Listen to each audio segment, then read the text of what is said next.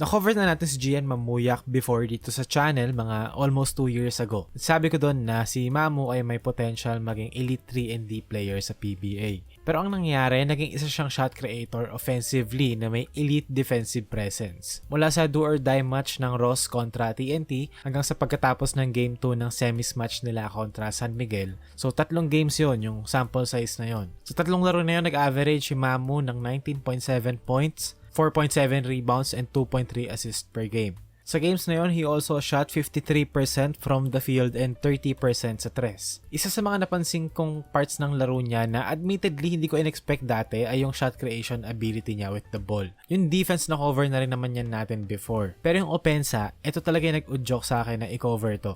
Kasi ang laking difference na 3&D player ka, sa defensive stopper ka na kaya mo pang mag-create ng shots offensively. Ibang-iba yun. So for Mamu, mga kinuha kong clips dito galing sa half-court sets nila, sa half-court plays. Ay gusto ko ipakita sa mga clips na to kung gaanong ka-creative ni Mamu with the ball and gaanong ka-decisive niya with the ball, which you rarely see para sa isang wing PBA player.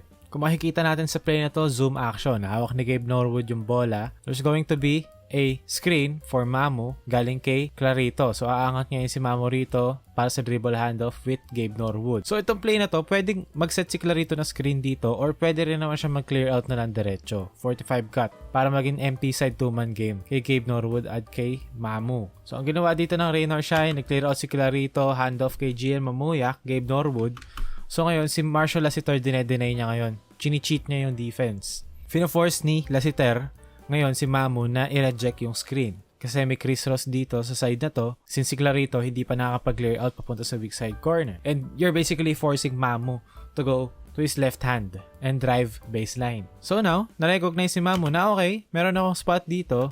But instead of Chris Ross, si Rodney Bronjal yung nag-help. So there's 2 defenders on Mamu. May wide open Gabe Norwood ka dito. So si Mamu, nag-dribble siya with his left hand, then nakita niya na merong, may help defender dito. So ito sa mga pinaka napapansin kong laging ginagawa ni Mamu kapag nagda-drive siya. Yung low pick up with the ball. Makikita natin, boom.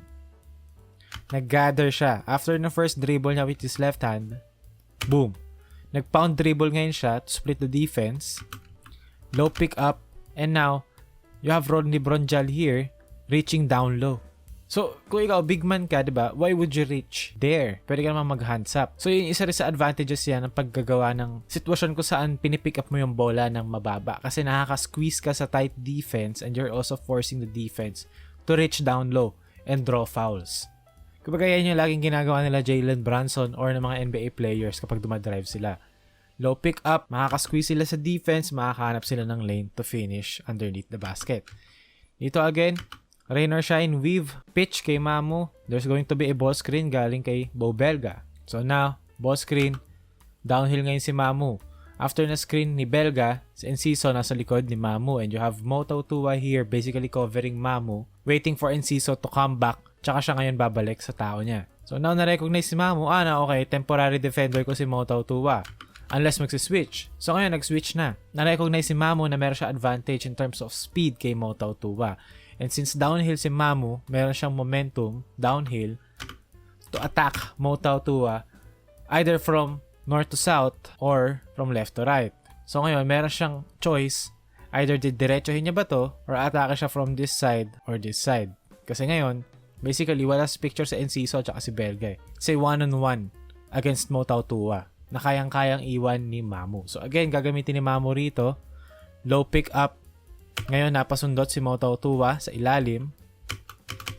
Open his hips. Ngayon, ang baba ng kamay ni Moto Tua. So, nauna ngayon si Mamu at the rim. Late contest, 2 points. Napansin nyo sa mga clips na pinakita ko, ang bilis mag-decide ni Mamu. Pagkasalo niya ng bola, alam niya na yung gagawin niya. May desisyon na siya. Okay, pagkadaan sa ball screen, okay, boom, attack. Hindi niya na iniisip, hindi nag-i-stall yung opensa sa kanya. Dire-diretso lang. Now again, dito, dribble handoff, galing kay Belga, Mamu, drives the middle, walang driving lane. After 2 dribbles, nakita niya may Junmar, merong help dito sa nail, may Chris Ross na naka-recover. So ngayon, anong open? Either i-kick out ko kay Borboran, kay Karakut, or kukunin ko na lang tong mid-range. Shoot over the top. And again, Ilang seconds lang yun, nakapag-decide na kagad siya, nakapag-desisyon na siya. Bihira lang makita yan sa mga PBA players. And again, dito, dribble handoff, with Datu, may ball screen, dadaan ngayon si Mamu. So you have Castro sa nail, you have Glenn Cobuntin here, and Oftana going over. Next switch. Now it's Cobuntin versus Gian Mamuyak. So si Mamu again, pumunta siya sa spot niya, pump fake, draw sa defense, shot the 2 points. And again, kung makikita nyo, pagkasalo ng bola, boom, boom, boom. Mabilis siya mag-decide. Walang wasted movement, walang wasted time. Dito, clutch. Again, ball screen with Keith Datu. So ngayon, ina-ice ng TNT yung ball screen. So ano ibig sabihin ng ice? Kung yung ball screen nandito, yung defense, instead na papuntahin ka, dumaan ang ball screen, they're forcing you to go the other way. So na kung yung ball screen pa ganito, yung defense is forcing you to go this way. Para kitain mo si Glenn Cobuntin dito na nakaabang. And you have these two zoning. Santillan and Clarito sa weak side. So for Mamu, ang talagang magagawa mo lang dyan, it's either hindi mo dadaanan yung screen, sabay magsasnake ka dito, poor spacing, or ito-turn mo yung corner, aatakihin mo to. Pero may nakaabang din na Kib Montalvo kung mangyayari yon. So i-play natin. Ginawa ni Mamu, gumamit siya ng crossover dribble para dalhin si Castro way outside the screen, area ng screen. So now, ngayon, meron siyang space. Keith Datu, umalis sa pwesto. Now, it's Glenn Cobuntin versus Gian Mamuyak na downhill. So compared kay Jason Castro kanina na nakatutok kay Mamu, now you have a downhill Mamu against a Glenn Cobuntin na magi-step up pa lang with his hands down. So now you have Mamu of the bounce, of the downhill momentum, gumamit ng size up dribble, pulls up for 3, pasok.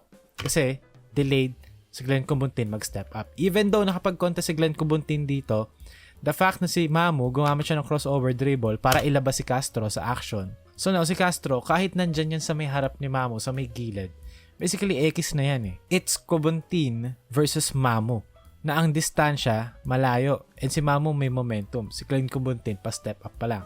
So now, advantage for Mamu. Again, yung mga ganong klaseng quick reads, yun yung isa sa mga nagustuhan ko kay Mamu and napansin kong underrated part ng game niya is that ang smooth niya offensively and ang bilis din niya mag-decide for how smooth he is and how fast he moves sa loob ng court.